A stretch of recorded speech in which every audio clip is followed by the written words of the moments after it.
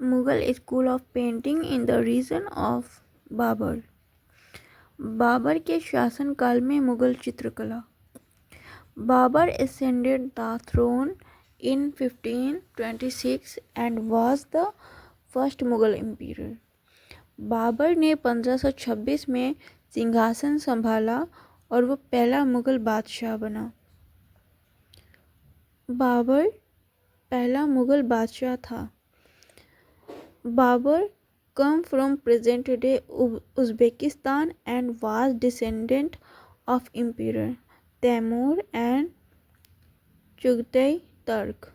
बाबर वर्तमान उज़्बेकिस्तान से आया था और वो तैमूर और चगताई तुर्क का वंशज था। Thus Babur combined the cultural background and aesthetic sensibilities of Paris and Central Asia।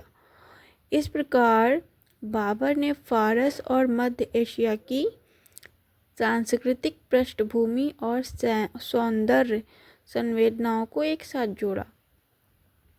Cultural background and aesthetic sensibilities मतलब कि कल्चरल बैकग्राउंड, सांस्कृतिक पृष्ठभूमि और सौंदर्य संवेदनाओं एस्थेटिक सेंसिबिलिटीज़ को एक साथ जोड़ा। Okay. Babur had dynamic taste for variety of arts. He was a great patron of art.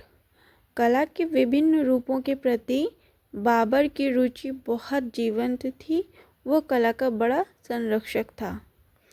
Babar had also a keen interest in gardening, architecture, manuscript. Babur को बागबानी, वास्तुकला और पांडुलिपियों आदि में बहुत गहरी रुचि थी। His autobiography Baburnama is a narrative of the empire's political career and artistic passion. उसकी आत्मकथा बाबरनामा उसके राजनीतिक जीवन और कलात्मक रुचि का वर्णन करती है। Babar established a tradition of keeping memoirs and this practice was followed by his successor in India। Babar ने संस्मरण लिखने की परंपरा शुरू की जिसे भारत में उसके उत्तराधिकारियों ने भी आगे बढ़ाया। The book and album that were produced in royal ateliers of Babar were not only calligraphed but also painted। Babar की शाही कार्यशाला में तैयार की गई किताबें और एल्बम सिर्फ सुलेख जैसे कि कैलीग्राफी से नहीं लिखी जाती थी बल्कि उनमें चित्र भी बनाए जाते थे।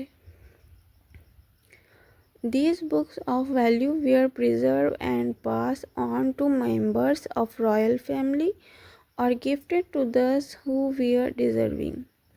इन मूल्यवान पुस्तकों को सुरक्षित रखा जाता था और इन्हें शाही परिवार के सदस्यों को दिया जाता था या फिर योग्य लोगों को उपहार में भी दिया जाता था। Babur had deep interested in portraiture and this is also stated in his memoirs. Babur को व्यक्ति चित्र यानी कि पोर्ट्रेट बनाने में गहरी रुचि थी और इसका उल्लेख उसकी आत्मकथा में भी मिलता है।